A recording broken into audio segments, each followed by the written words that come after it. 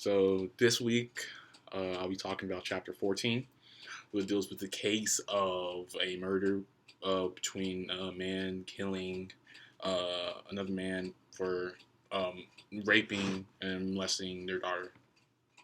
So essentially, this is how this whole story took out. So Jonathan McFadden, who's a crime reporter for the Herald, reported uh, um, um, a story that Tony Brown was accused of killing Michael Jamal Taylor.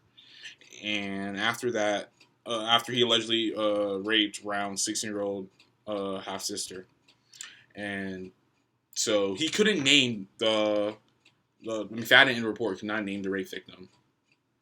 So, but inadvertently, people were willing to draw strings and attach, and eventually found out the rape victim. So, this is where this gets kind of tricky because as released, more and more information comes out. So they essentially have no privacy, which is bad for someone who just went through a traumatic experience of being molested like that.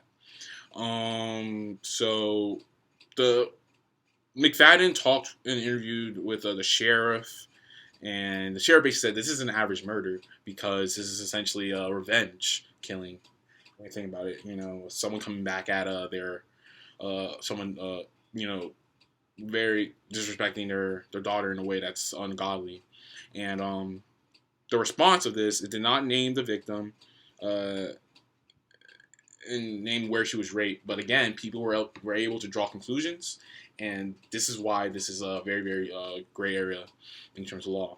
The Herald knew that this could be misleading, but they could not reveal key facts because they still wanted to protect the victim.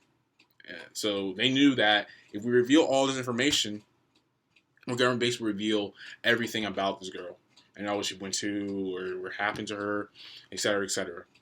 And there's just that fine line to what we can tell the public and what we can't tell the public, because you have to protect the victims in some of these cases, because if you release all this information, then essentially all the facts will be out there, and there will be no due process, and won't be able to do a fair trial, essentially. So the Herald knew. So McFadden basically has strong ethics because he eventually decided not to release the story, or he broke the story, but I believe they took it back. So this is a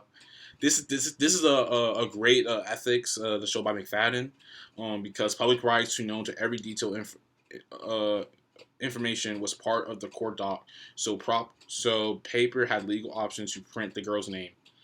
So they really could have, but they decided not to, which is a great ethics ploy for the Herald, because releasing that name would have brought more scrutiny and more attention to that girl, which you don't want to do that to, especially someone who goes through a trying experience like this. So yeah.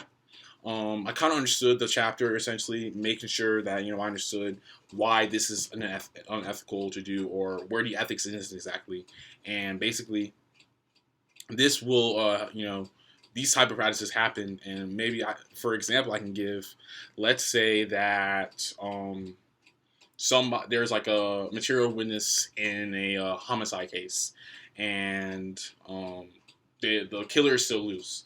And so essentially, if the Herald or someone like me wants to report on that, I can't reveal all information about the case because that's endangering the suspect.